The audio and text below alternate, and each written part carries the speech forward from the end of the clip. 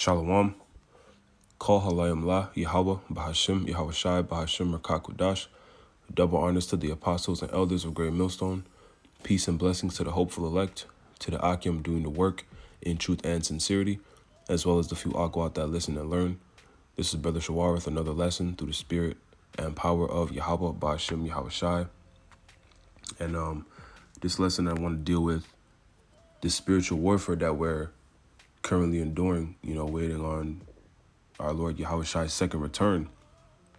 But this spiritual warfare that, we're going through right now can be likened unto, the story of David and Goliath. And we'll get into it in the book of 1 Samuel. But see, what a lot of Israelites don't understand,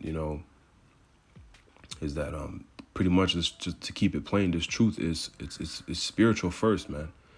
We're not going to be doing anything carnal, until the Lord rises us up and gives us the go-ahead. But this is a spiritual warfare, man. So we're fighting against, the flesh. We're fighting against, other spirits, the left-hand spirits that are coming at us by way of, whatever distraction, whatever, nuisance, whether it be, just your everyday life, your job, your woman, infirmities, just stress because, we're in captivity, but again, this fight that we're in, it can be likened unto the same fight of David and Goliath, and we should be in the spirit that King David was in. Because David had, immense faith in the Lord. And Goliath was, like 9 feet tall or something. So, and David was just a youth at the time. He was a kid. But he had faith in the Lord, man, and we'll get it. But this is the same situation we're in. We're up against Esau, Edom right now, where Esau has all the power. It would seem Esau has all the power right now because, they got all the guns. Esau's blessing is a sword, so they got all the the military might, the fatness of the earth, the resources. And Jake, the Israelites, so-called Negros, Latinos, and Native Americans. As a nation, what do we have, man? We don't have nothing really. We don't have no power to overthrow anything. But through the spirit and power of Yahweh Ba'ashim Yahweh Shai, starting with the elect, the Lord is going to give us the victory, man. But we have to believe that, right? So let's start in Ephesians 6 and 10.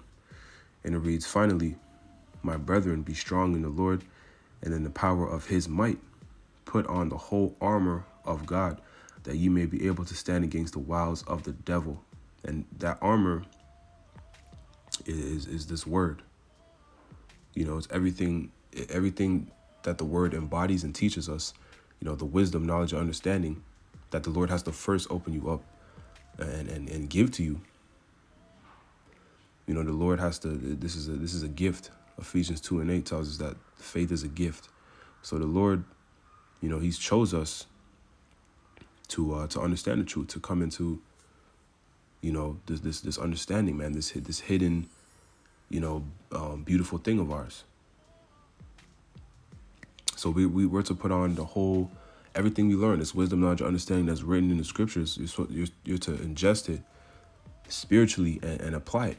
It's pretty much, what it means by put on the whole armor of the Lord.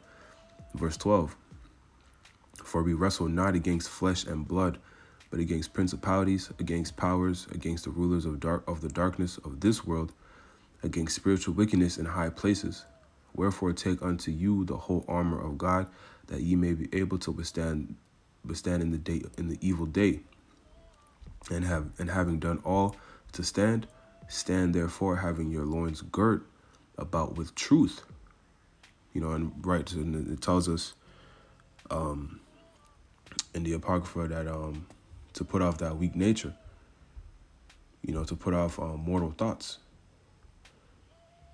Meaning to really, truly believe and truly, let go of doubt, let go of And it's natural. We're in the flesh, man. So you're gonna have certain wicked thoughts and certain doubts, so to speak. But ultimately, the faith in Yahweh Ba'ashem Yahushai should overcome. We should still understand at the end of the day, even with our, natural doubts or whatever, that the Lord is going to figure out how to get us through what's coming no matter what. Because as we know,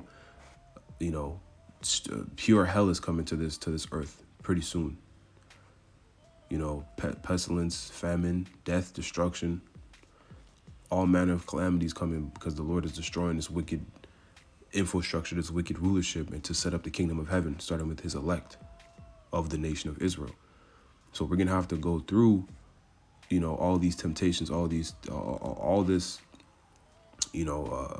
death, famine, calamity, so on and so forth, destruction, in order to pretty much, our reward is the kingdom, to receive the kingdom. So this is verse 14. Stand therefore having your loin, no, Salakia, 14. Stand therefore having your loins girt about with truth, and having on the breastplate of righteousness, and your feet shod with the preparation of the gospel of peace. Above all, taking the shield of faith, wherewith ye shall be able to quench all the fiery darts of the wicked, right? Faith above all, right? Faith, as I was just speaking on, man. Faith at the end of the day is what's going to get us through. That pure trust and belief in Yahweh Ba'ashem Yahushai. And in having, faith, unmovable faith, because that's what it's going to take to get through the straight gate, which represents the trials, tribulations that we're going to have to endure to get to the kingdom. So in having that faith, you're going to do, as the scriptures say, we're to put on the elect. You're going to do, you're going to give diligence to make your calling and election sure. It tells us in the book of 1st or 2nd Peter. I think it's 1st Peter. No, I think it's 2nd Peter actually, but it's in there. To give diligence to make your calling and election sure. You're going to do that. You do those things. You're going to do what the Lord commanded us to do. You're going to take the truth seriously. Follow the law, statutes, and commandments to the best of your ability. So on and so forth, doing the work, whatever. As a woman, being the best wife you could be to your husband, or if you don't have a husband, just believing in and staying humble, so on and so forth, man. You're going to do these things because ultimately it goes back to the faith and belief you have in our power, Yahweh Ba'ashem Yahushai. So faith is the key, and also I'll say it goes hand in hand is the fear of the Lord. The scriptures tell us in Proverbs that fear is the beginning of wisdom. Understanding that if you don't get right with Yahweh Ba'ashem Yahushai, then you're going to get caught up in the judgment that's about to go forth throughout the earth. And that's something we don't want to see, because it's about to be, just terrible. The Lord is not playing around, man, and you can see it. And what's written, we know there's going to be horrific judgments going out. So let's keep reading. One more verse in Ephesians. So Ephesians 6:17, and it reads, and take the helmet of salvation and the sword of the Spirit, which is the word of the Most High, right? So again, the truth, is pretty much indulging and being fully persuaded in your own mind, studying to show thyself approved, really believing within yourself that the Lord, that the Lord's words are faithful and true. And they are. Those of us in the truth, man, that sincerely believe, we see that the history lines up with the prophecies. We see that the prophecies that are happening right now, that are written, are happening right now in our face. So we believe what's coming, that we believe what's written of what's to come is going to happen. And that includes the victory. Right? And then, going back to King David, he believed through the spirit and power of the Lord that he was unbeatable, which is really the spirit we should have. And it's not to be, it's in a humble manner, but this is the spirit that we should still have, understanding that we have the script to the movie. The Lord said these devils will not prevail over us, even in some of the elect's death. It doesn't matter. The Israelites starting with the elect, will prevail, man. We're gonna win. We don't lose this fight. As long as we endure unto the end, we don't lose this fight. And then we get the kingdom. We get all our heart's desires and everlasting peace and immortalities and you know, many more things we can't even fathom. You know, so we have to believe that, man. And that's really what, that's pretty much the message behind this whole lesson, is that you really have to believe in Yahweh B'Shem Yahushua, which is a simple topic, but you can never go into it too much. So let's go to, you know, the David and Goliath account. You know, this story is still talked about today, you know, because of how, you know, it's just profound, man. It's a very profound account. But this is the same spirit that we have to be in, the same spirit that David was in. And this is the faith that it's going to take to overcome, you know, this temptation and these trials we're about to face, because it's about to get rough out here. It's about to get real. So if you're not really rooted in the truth, if you don't actually believe, if you're not willing to die for the word of Yahweh B'Shem Yahushua, then really you're not ultimately you're more than likely not a part of the elect, and you're not going to make it. You know, even some of those who do, you know, who are willing to die for the name of the Lord, are written to die on this side, but to be risen right back up when the Lord returns. But nonetheless, man, like I said, it's written. Our victory is written. We don't lose either way it goes. And we know that the Lord is going to beam up majority of the elect into the chariots, you know, to escape the judgment, those missiles that is about to blow America to smithereens and these other wicked cities and countries connected with the beast system, but particularly America, Babylon the Great. So let's go to 1 Samuel, the 17th chapter. I just want to get a chunk from this chapter. It's a long chapter, but we'll just get to the point. So to the 42nd verse, so 1 Samuel 17 and 42, and it reads, "And when the Philistine looked about and saw David, he disdained him, for he was but a youth, and ruddy, and of a fair countenance." And ruddy in the scriptures can mean, you know, reddish brown. You know, people get that confused. A reddish brown, or, you know, just a handsome individual. You know, it said the same thing about Joseph in Egypt, right? So it has those two different meanings. Verse 43. "And the Philistine said unto David, I am a dog, that thou comest to me with staves. And the Philistine cursed David by his gods." You know, so, yeah, matter of fact, let me just keep reading. "And the Philistine said to David, Come to me, and I will give thy flesh unto the fowls of the air and to the beasts of the field.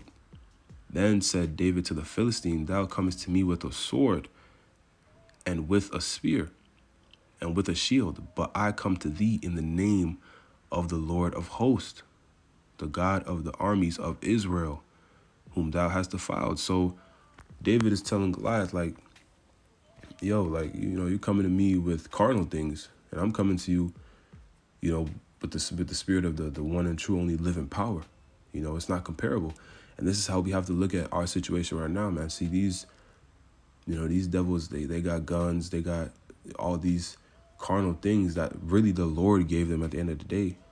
But we have the creator of heaven and earth through his only begotten son on our side. We can't, you know, it's not even comparable. Right? But it takes faith, because, you know, the Lord he's not necessarily here with us, you know, right now. It's not a tangible thing. It's a faith. Right now it's spiritual, but the Lord is going to show himself pretty soon, man. And he shows himself every day through the prophecies and through your everyday life. But again, this takes faith, man. That's why it's the elect, you know, it's a specific, special group of individuals that are going to be delivered out of this thing, that are Israelites. You know, it's not everybody. So verse 46, "This day will the Lord deliver thee into mine hand, and I will smite thee, and take thine head from thee, and I will give the carcasses, and I will give the carcasses of the host of the Philistines this day unto the fowls of the air, and to the wild beasts of the earth, that all the earth may know that there is a God in Israel. So, David's talking to the Philistines and to Goliath. David's talking crazy. He's pretty much saying it's a kid talking to this giant warrior. It's telling him he's gonna take his head, and put him to shame. And that's how these elites and these people of the world look at the nation of Israel, or not the nation of Israel, but look at the hopeful elect today, like the prophets and the believers in Yahushua. Because what are the prophets out there telling the people? That this devil's going to lose, that the Lord is going to come back and take him out of power and put us in power. That they're not going to win. They're not going to win against us when we have, pretty much nothing. We're just lowly men, going about our lives or whatever. I'm just reading out the Bible. So people look at it and they look at us like we're crazy. And even our families and some, your women or friends, they look at you crazy too. You lose a lot of people thinking like this because they can't see it. They can't fathom it. They don't have faith. Right? So it's the same thing. So let's keep reading.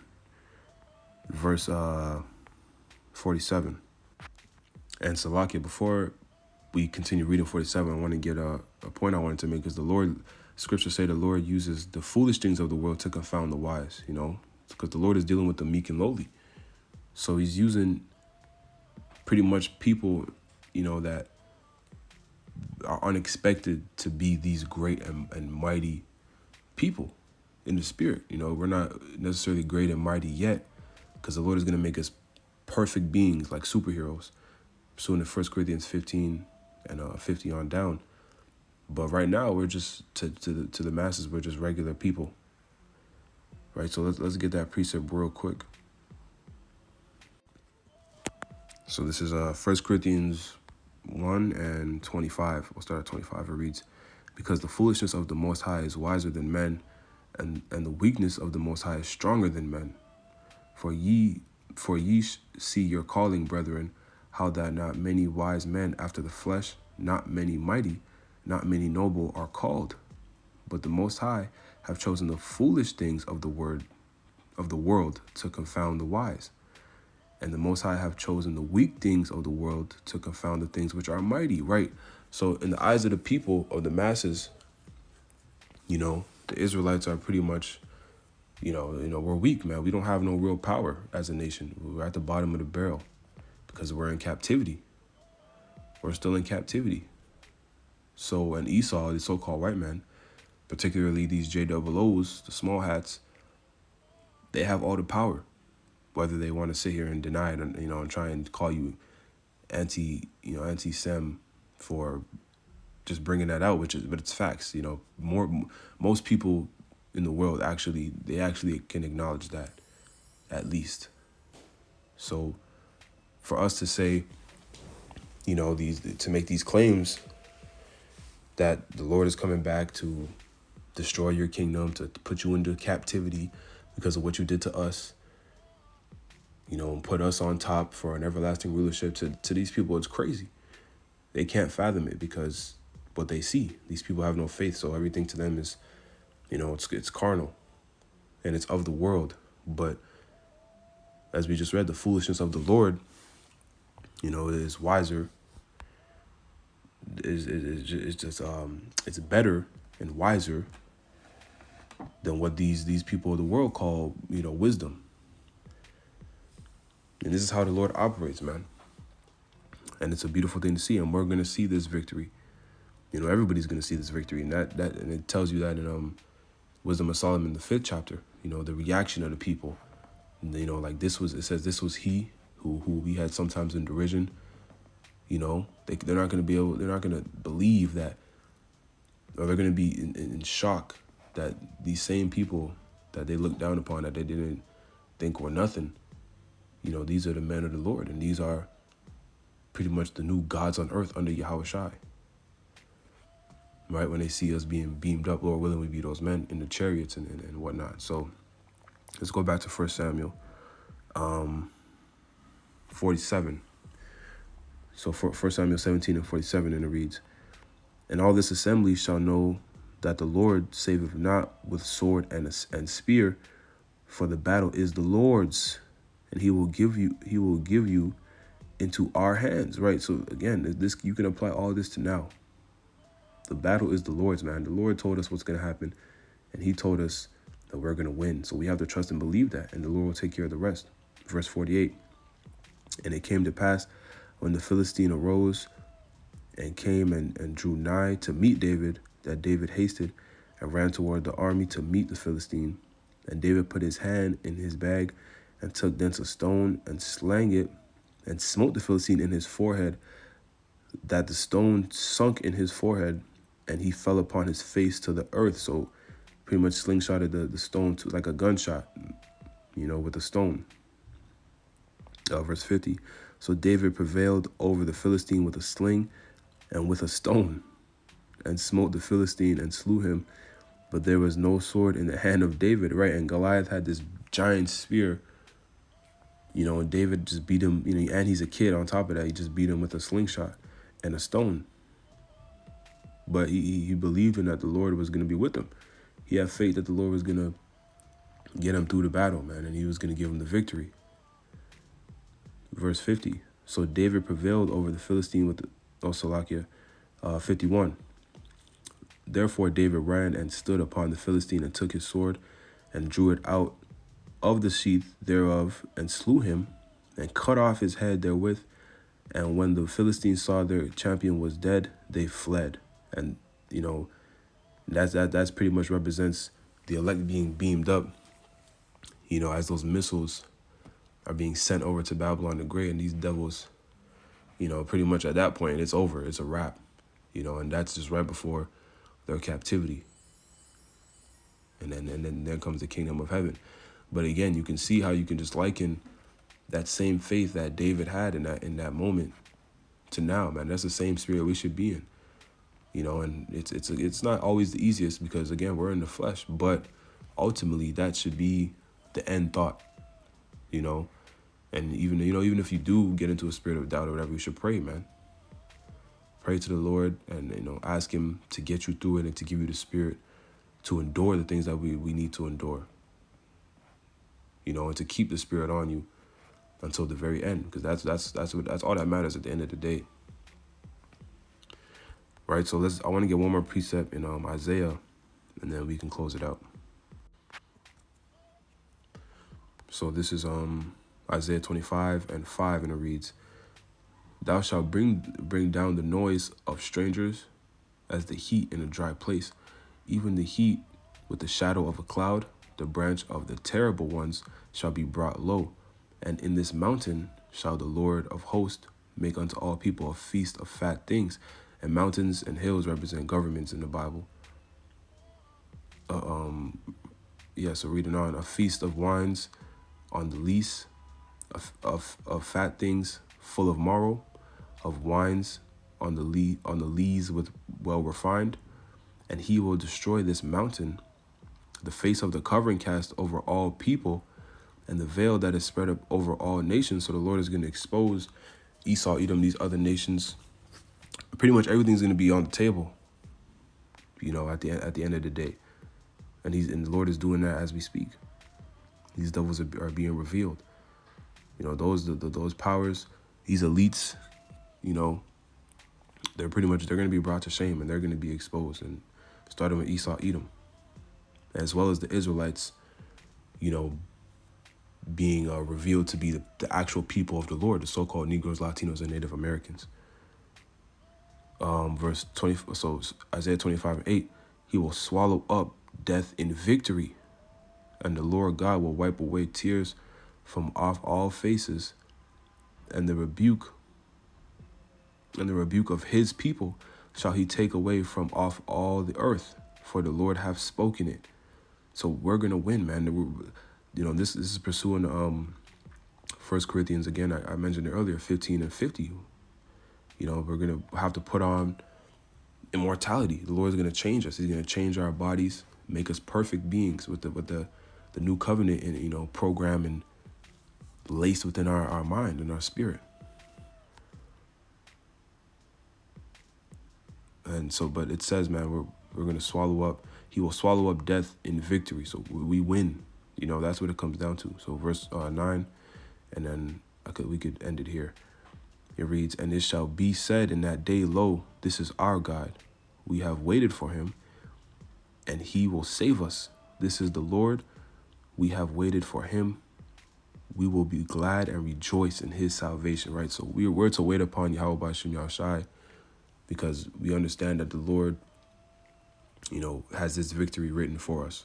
So all we got to do is continue to stay faithful, continue to do the work. Just be ourselves, man. Be ourselves in this truth. You know, take it seriously, pray, and watch everything happen. Endure, man. The script is already written, and it's not going to be easy. It's not going to be a cakewalk.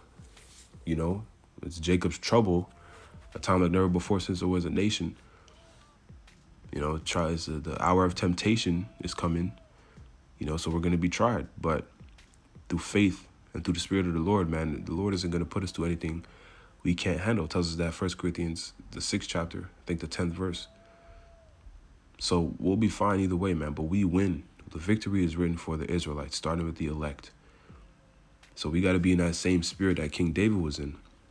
Got to have that same faith, man. And this, you know, that's what it comes down to. So Lord willing, this was edifying and uplifting in the spirit. I'm going to give all praises, honor, and glory to Yahweh, Ba'ashem, Yahushai, Bahashem, Rakakwadash. Double honors to the apostles and elders of Great Millstone, Shalom, Kwam Yasharala, and a Bible Ball.